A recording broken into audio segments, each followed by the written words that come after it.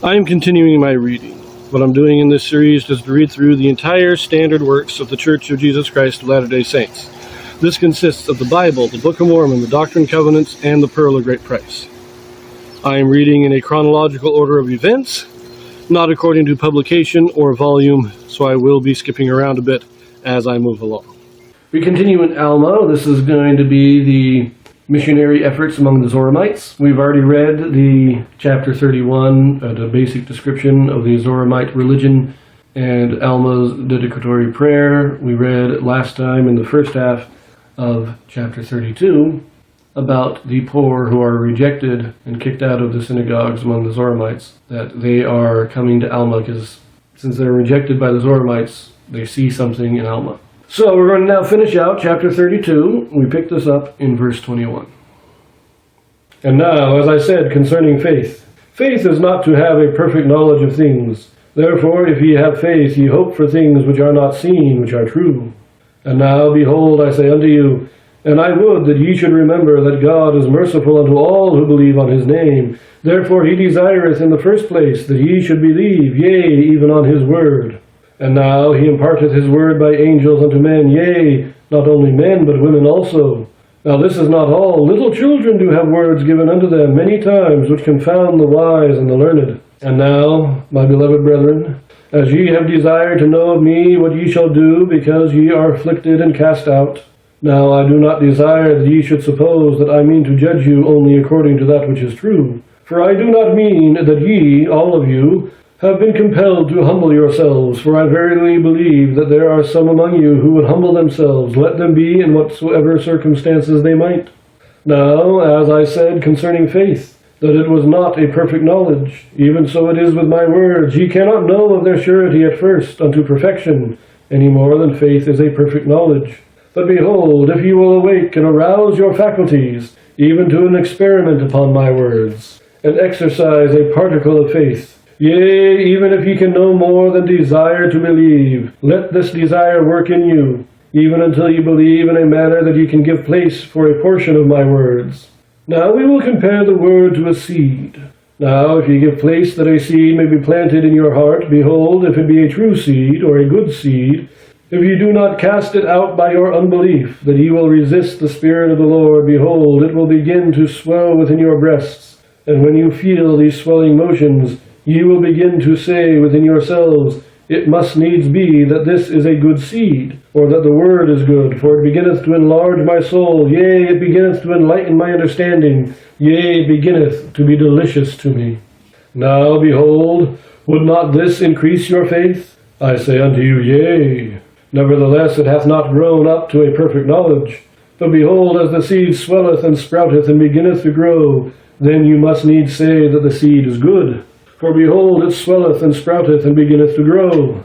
And now, behold, will not this strengthen your faith? Yea, it will strengthen your faith, for ye will say, I know that this is a good seed. For behold, it sprouteth and beginneth to grow. And now, behold, are ye sure that this is a good seed? I say unto you, yea. For every seed bringeth forth unto its own likeness. Therefore, if a seed groweth, it is Therefore, if a seed groweth, it is good. But if it groweth not, behold, it is not good. Therefore, it is cast away.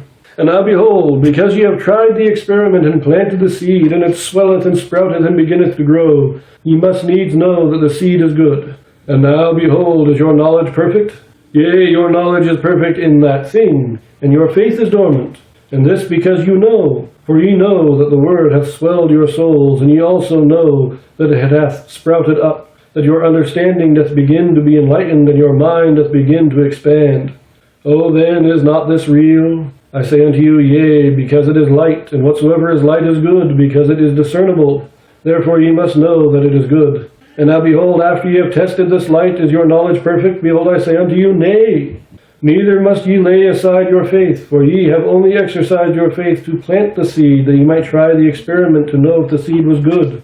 And behold, as the tree beginneth to grow, ye will say, let us nourish it with great care, that it may get root, that it may grow up, and bring forth fruit unto us. And now behold, if ye nourish it with much care, it will get root, and grow up, and bring forth fruit. But if ye neglect the tree, and take no thought for its nourishment, behold, it will not get any root, And when the heat of the sun cometh and scorcheth it, because it hath no root, it withereth away, and ye pluck it up and cast it out. Now this is not because the seed was not good, neither is it because the fruit thereof would not be desirable, but it is because your ground is barren, and ye will not nourish the tree, therefore ye cannot have the fruit thereof.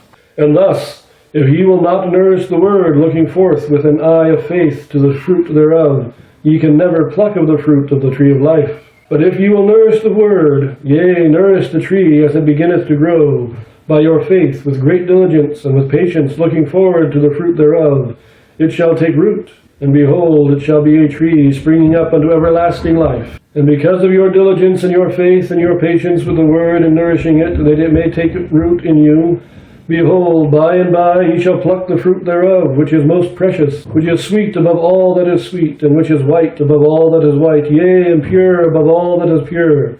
And ye shall feast upon this fruit, even until ye are filled, that ye hunger not, neither shall ye thirst.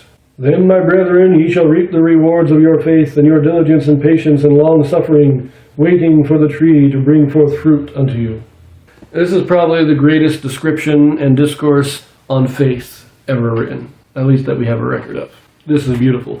It is very much, you can see the parallels between this and the parable of the sower, or the parable of the parable of the sower in the New Testament, where the seed falls in good ground, or falls by the wayside, falls among thorns, falls among stones.